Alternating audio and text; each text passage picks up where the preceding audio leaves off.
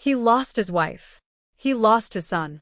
And in 15 minutes, he was about to lose the company he spent 25 years building, until a stranger spoke one sentence.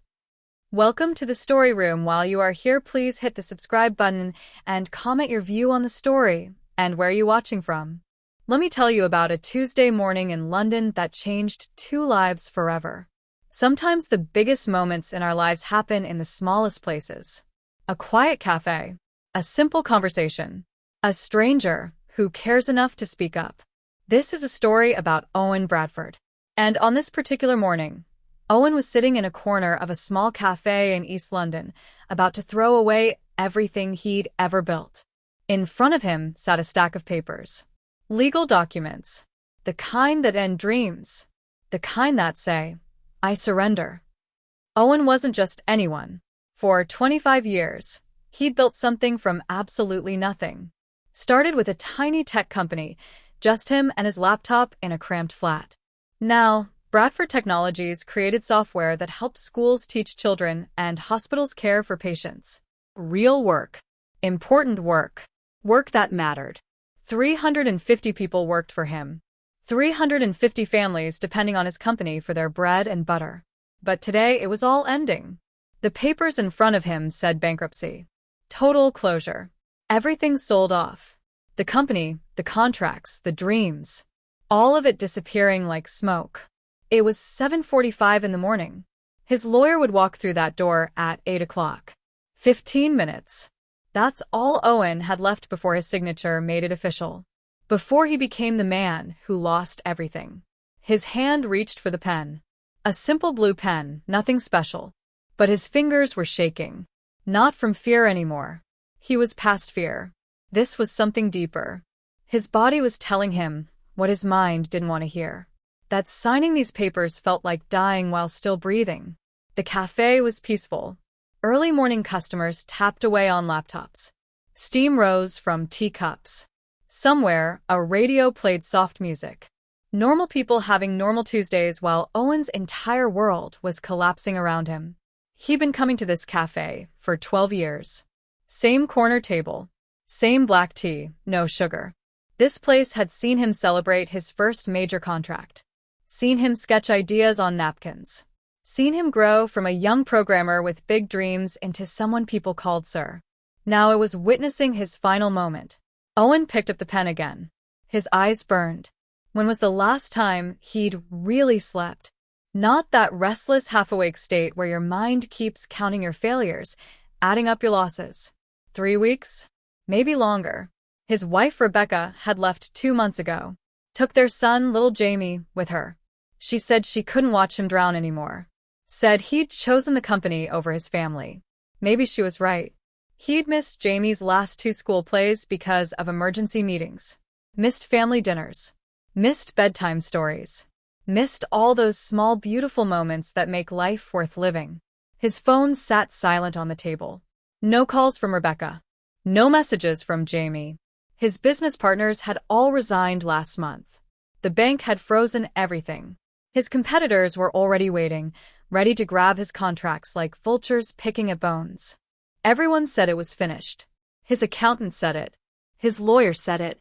The numbers screamed it. Owen Bradford was done. So, why couldn't he sign? His hand moved toward the paper again. This time it reached the signature line.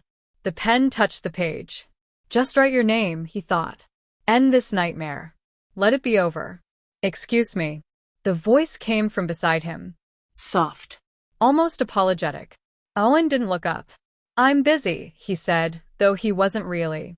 He was just sitting there, frozen between the man he used to be and whoever he was about to become. I know, and I'm truly sorry to bother you. The voice came closer. But I think you're about to make a terrible mistake. That made him look up. She was young, maybe 28, wearing the cafe's green apron with a name tag that said Lily.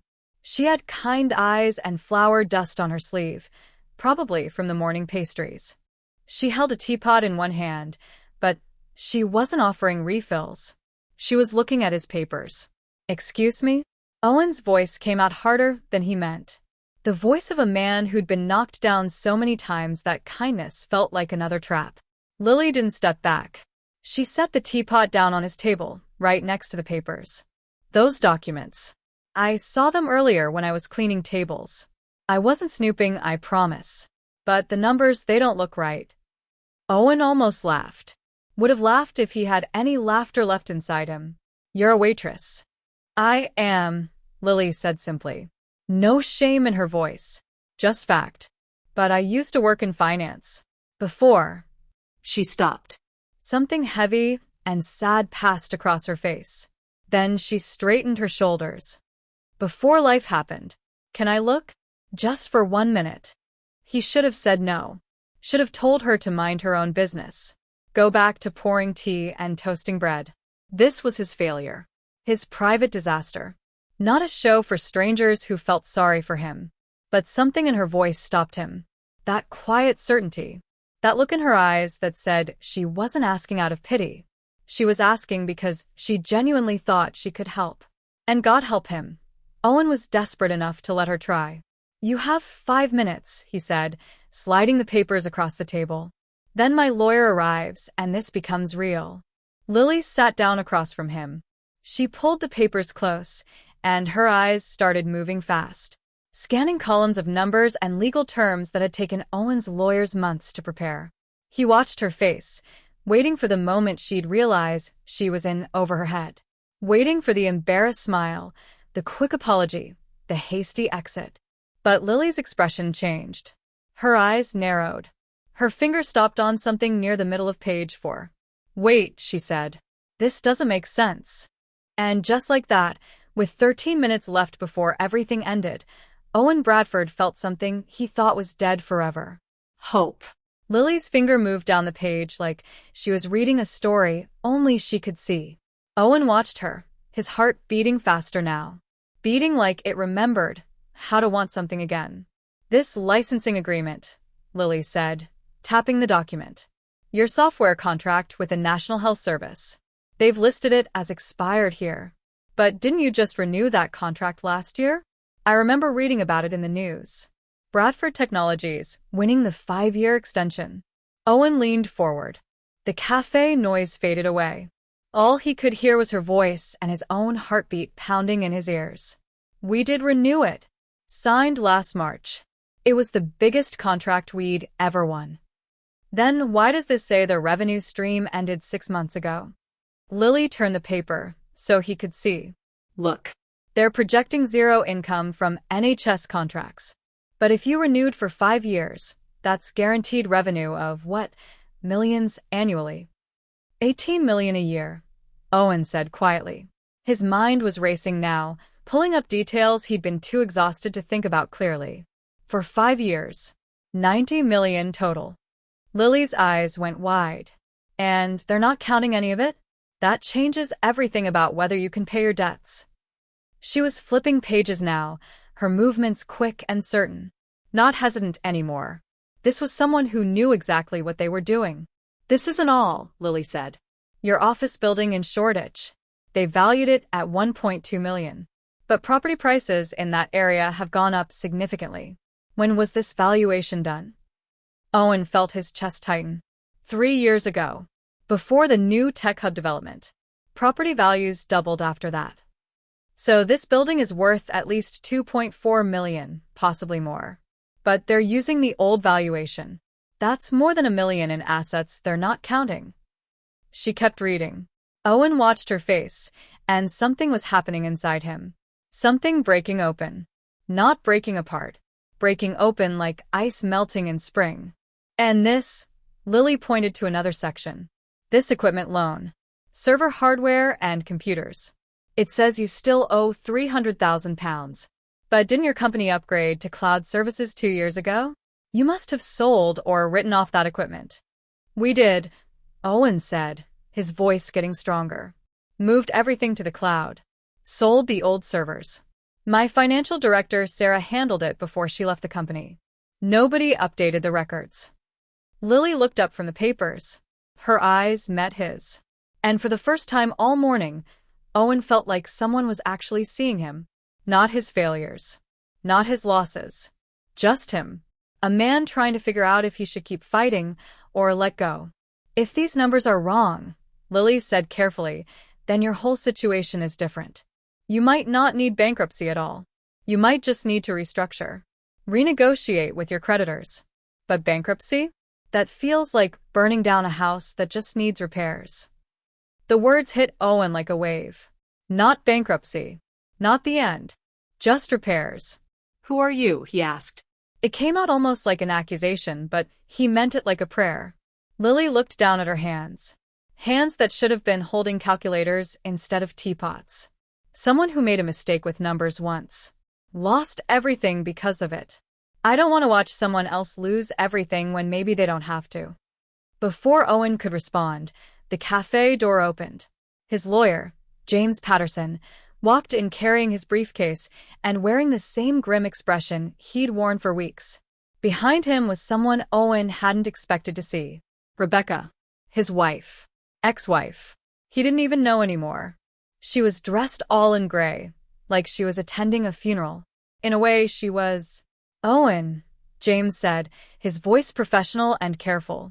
It's time. Rebecca didn't say anything. She just stood there, arms crossed, looking at him with eyes that used to light up when he walked in a room. Now they looked at him like he was already gone. Like she'd already buried him and moved on. Owen glanced at Lily. She was gathering the papers together, her movements quick, like she was trying to disappear. Wait, Owen said. He stood up, and for the first time in months, he felt his spine straighten. Felt himself stand at his full height. James, I need you to check these documents again. There are errors. Major ones. James frowned. Owen, we've reviewed everything multiple times. It's thorough. Then we need to review it again. Owen's voice wasn't the voice of a defeated man anymore. It was the voice of someone who'd built something from nothing. The voice of someone who knew how to fight. There are missing contracts. Outdated valuations. Wrong numbers. I'm not signing anything until every single figure is verified. Rebecca made a sound of disgust. This is pathetic, Owen. You're stalling. Just sign the papers and let everyone move on with their lives. But Owen wasn't looking at her anymore. He was looking at Lily, who had stood up from the table and was backing away like she'd done what she came to do and didn't want to intrude further. Thank you, Owen said to her. James looked at Owen, then at the papers on the table, then at Lily. Did you find these errors, miss? Lily hesitated, then nodded. Yes. What's your name? Lily. Lily Foster. James was a smart man. He'd been practicing law for 28 years. He walked over to the table and picked up the documents, his eyes scanning the pages Lily had marked. His expression changed. Just slightly, but enough for Owen to notice. Where did you work before? James asked Lily. Sterling Financial Partners, Lily said. I was a risk analyst for 5 years before. She stopped. That shadow crossed her face again. Before I made a mistake that cost them a major client. I was fired. Haven't been able to get hired in finance since. James studied her for a long moment. Then he looked at Owen. She's right, James said quietly. These numbers need to be rechecked. If what she's showing me is accurate, this entire filing might be wrong. Rebecca made a sound like someone had slapped her. You cannot be serious. You're listening to a cafe worker instead of your own legal team. I'm listening to someone who actually looked at the numbers properly. Owen shot back. He felt anger rising in him now. Not the hopeless, self-directed anger he'd been carrying for months. This was different. This was fire. This was life. I'm listening to someone who cared enough to speak up when everyone else just kept telling me to give up. He turned to his lawyer. James, I want every single document audited today. Every number checked. Every calculation verified. I want to know the truth. James nodded slowly. I'll make the calls. But Owen, if this doesn't lead anywhere... If it doesn't lead anywhere, I'll sign the papers this afternoon, Owen said. But I'm not signing them now. Not until I know for certain that I'm making the right decision. Rebecca grabbed her handbag. Her face was red, angry, humiliated. You're delusional. Both of you. She headed for the door, then turned back. When this falls apart, Owen, Don't call me. Don't come to the house. We're done. We were done a long time ago. I just finally accepted it." She left. The door swung shut behind her with a small bell chime that sounded too cheerful for what had just happened. The cafe went quiet. Other customers were trying not to stare, but Owen could feel their eyes. The man having a breakdown in the corner. Entertainment with their morning tea. James gathered up the documents and promised to have answers by early afternoon. Then he left too, disappearing into the London morning with a briefcase full of Owen's life. And then it was just Owen and Lily again. "I don't know how to thank you," Owen said. His voice cracked a little. He was exhausted. So tired he could barely stand. But underneath the exhaustion was something else. Something that felt dangerously like hope. Lily shook her head. "Don't thank me yet. I might be wrong." "You're not wrong," Owen said. He didn't know how he knew that, but he did. Deep in his bones, he knew. "Why did you help me?" Lily looked down at her hands. The hands holding the teapot. The hands that used to hold financial reports and calculators. "Because someone should have checked my work before I submitted it. Someone should have caught my mistake before it ruined everything. Nobody did. So, I guess I wanted to be that person for someone else." Owen felt something in his chest crack, wide open. "What was your mistake?" Lily smiled, but there was no happiness in it. "I trusted the wrong person with the right numbers. My manager at Sterling Financial, he was running schemes on the side. Using client money for personal investments. He had me input figures into reports, told me they were legitimate transactions. I believed him because he was my boss. Why wouldn't I?" She took a breath. The cafe was filling up now. Morning rush. People ordering breakfast, completely unaware that something important was happening in the corner. "When the clients found out their money was missing, my manager blamed me," Lily continued. "Said I'd made the errors. That I was incompetent. That I'd falsified the reports. I tried to fight it. Tried to prove what really happened. But I was 23 and he was a senior partner. Guess whose story everyone believed?" "They fired you," Owen said. "They fired me," Lily confirmed. "And then they made sure no other financial firm would hire me. Blacklisted me across the industry. Every application I sent got rejected. Every interview went nowhere. So, I took the first job I could find that would pay my rent. Been making tea and serving sandwiches for 5 years now." Owen felt anger again, but not for himself this time. For her. For this woman who'd lost everything because of someone else's corruption and then still got brave enough to help a stranger anyway. "That's not right," he said. Lily shrugged. "Maybe not. But it's what happened. And honestly, I'd made peace with it. Thought maybe I wasn't cut out for that world anyway. Maybe I wasn't smart enough or strong enough or whatever it takes to survive in a place like that." "You caught errors that multiple lawyers missed," Owen said firmly. "You looked at documents for 5 minutes and found mistakes that would have destroyed my company. That's not someone who isn't smart enough. That's someone who's brilliant." Lily's eyes got shiny. She blinked fast, pushing the tears back. "I should get back to work. The lunch crowd will start arriving soon." "Lily," Owen said. She stopped. "If this works out, if you're right about those numbers, I'm going to need help rebuilding. I'm going to need someone I can trust. Someone who actually pays attention. Someone brave enough to tell me when something's wrong." "I make tea now," Lily said softly. "That's all I do." "That's not all you do," Owen said. "And I think you know that." By 2 o'clock that afternoon, the back room of the cafe had turned into something nobody expected. The owner, a kind woman named Mrs. Patel who'd run the place for 15 years, had offered her office when she saw what was happening. Now that small office was packed with people. James Patterson, the lawyer. 2 financial auditors James had called in as emergency consultants. Sarah Mitchell, Owen's former financial director, who'd agreed to come back for 1 day to review the files. And Lily, who Mrs. Patel had pulled from the counter despite the lunch rush. Lily had changed out of her apron. She was wearing simple black trousers and a white blouse, probably the nicest work clothes she owned. She looked uncomfortable surrounded by all these people in expensive suits. But when James asked her to explain her findings, her voice was steady and clear. The NHS contract was marked as expired because someone pulled data from an outdated system, Lily said, pointing to the documents spread across Mrs. Patel's desk. The renewal was processed through a new database that wasn't cross-referenced with the bankruptcy filing. That's £18 million of annual revenue that wasn't counted. Over 5 years, that's $90 million in guaranteed income that the filing says doesn't exist. One of the auditors, a man named David with gray hair and sharp eyes, leaned forward. That's not an oversight. That's a catastrophic error. How did this happen? James looked uncomfortable. The paperwork came from multiple sources. Different departments, different systems. Nobody cross-referenced properly. Someone should have, David said flatly. He turned to Lily. What else did you find? Lily walked them through everything. 9 errors total. Some small, some massive.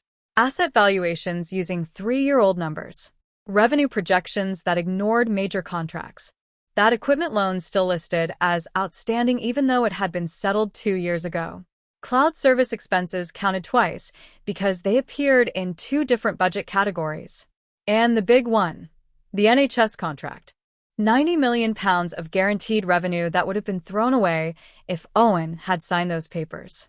By the time Lily finished, the room was silent. The heavy silence that comes before thunder.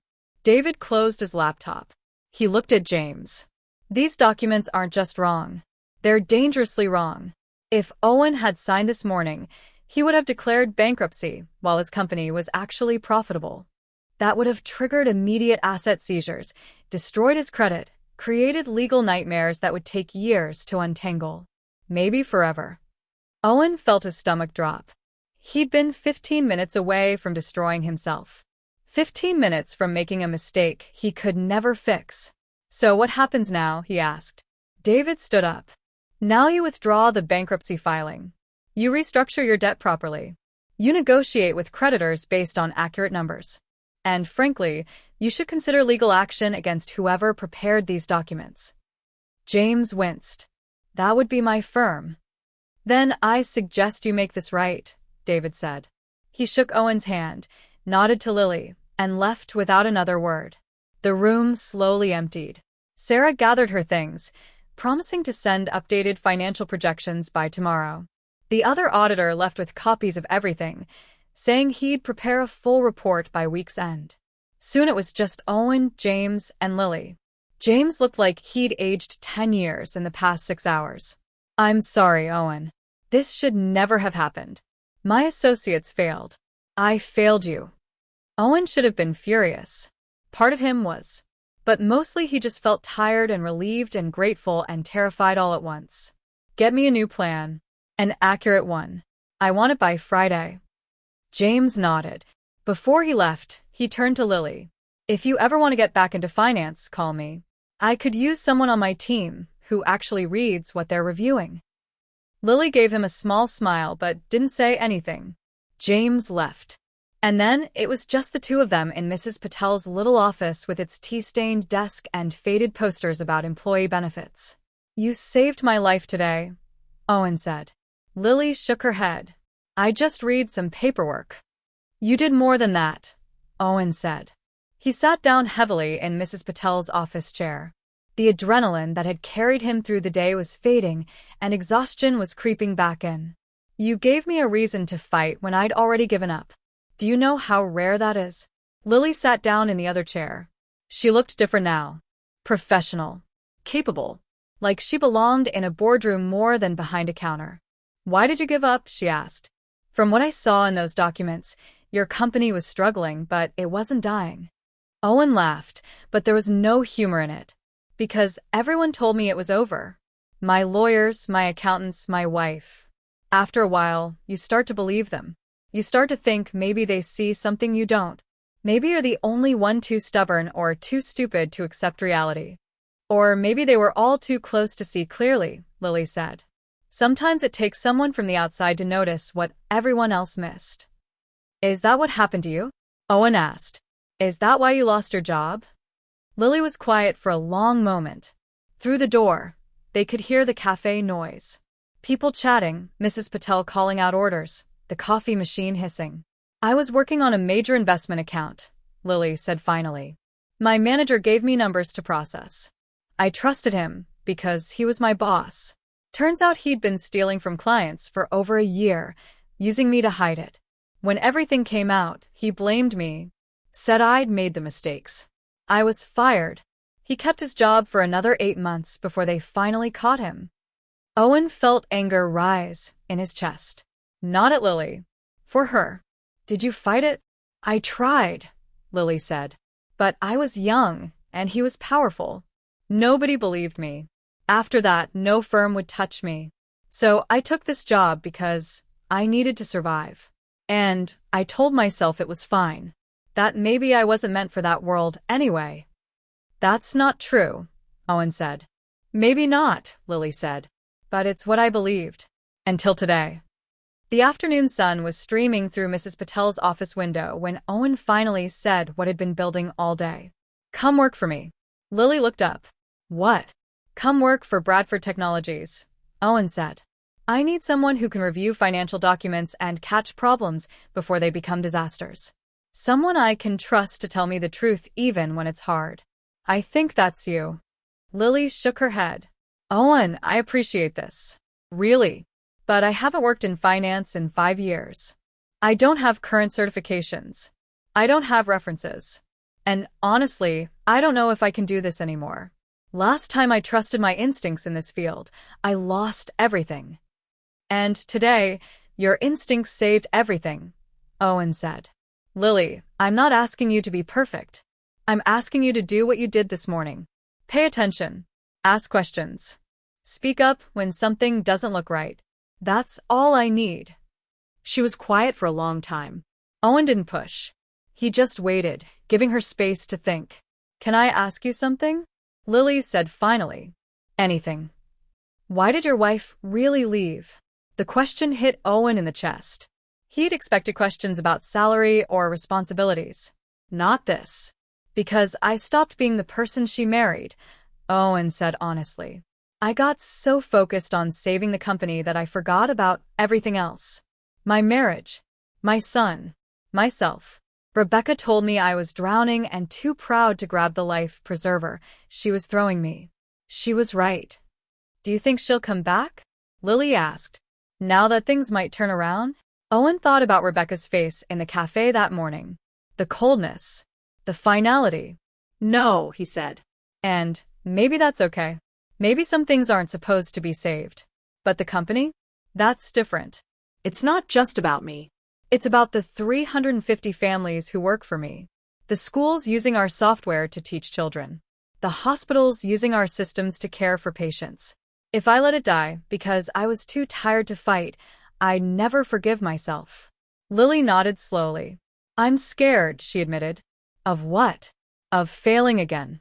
Of trusting my instincts and being wrong. Of having everyone look at me the way they did before. Like I'm worthless. Like I'm a fraud. Owen leaned forward. Lily, let me tell you what I see. I see someone who risked embarrassment to help a stranger. Someone who spoke up even though she had no reason to get involved. Someone brave enough to walk into a room full of lawyers and accountants and tell them they were all wrong. That's not worthless. That's not a fraud. That's someone I want on my team. Tears were running down Lily's face now. She didn't wipe them away. What if I make a mistake? Then we'll fix it together, Owen said. That's what teams do. Nobody works alone. Not anymore. Not after today. Lily laughed, but it was a real laugh this time. Not bitter. Not sad. Real. Okay, she said. Okay, I'll try. I'll come work for you. But if I mess up... You won't, Owen said. And if you do, we'll figure it out. That's what second chances are for. They walked out of Mrs. Patel's office together. The cafe was in full afternoon swing now. Students studying, business meetings, friends catching up. All the small moments that make up life. Mrs. Patel was behind the counter. When she saw them, she smiled warmly. Everything work out? Yeah, Owen said. Yeah, I think it did. Mrs. Patel looked at Lily. You leaving me, dear? Lily bit her lip. I'm sorry. I know it's terrible timing. Mrs. Patel waved her hand. Don't be silly. I've been watching you serve tea for 5 years, knowing you're meant for bigger things. Go make something of yourself. And come visit sometimes. Lily hugged Mrs. Patel hard. Thank you. For everything. Owen and Lily walked out into the London afternoon. The sun was bright. The air was cool. The city was alive and moving, full of people with their own problems and dreams and second chances. I need to call my son, Owen said suddenly. I haven't talked to Jamie in 2 weeks. I need to hear his voice. You should, Lily said. Family matters. Don't forget that again. I won't, Owen promised. And he meant it. They stood there on the pavement. 2 people who'd been strangers at sunrise and were something else now. Not quite friends yet. Not quite colleagues. Something in between. 2 people who'd saved each other without meaning to. Thank you, Owen said one more time. Thank you, Lily said back. For giving me another chance. For believing in me when I didn't believe in myself. Owen's phone rang. It was James calling with preliminary numbers from the auditors. Good numbers. Numbers that meant Bradford Technologies would survive. Would rebuild. Would become something even better than before. As Owen answered the call, Lily started walking toward the tube station. But she was walking differently now. Her shoulders were back. Her head was up. She looked like someone who remembered who she used to be. Who she could be again. And somewhere in that moment, on that ordinary street in London, 2 lives changed direction. Not because of luck. Not because of fate. But because one person cared enough to speak up. And another person was brave enough to listen. Sometimes that's all it takes. Someone who sees you when you're invisible. Someone who believes in you when you've stopped believing in yourself. Someone who says, wait, you're making a mistake, when everyone else is saying just give up. That morning, Owen Bradford thought his story was ending. Turned out it was just beginning. And so was Lily's. Both of them getting a second chance. Both of them learning that sometimes the most important moment in your life isn't when you sign something. It's when someone stops you from signing it. The most powerful thing you can do in this world? It's simple. Speak up when you see someone making a mistake. Care enough to get involved. Be brave enough to help a stranger. Because you never know. You might just save their entire life. And in doing so, you might just save your own.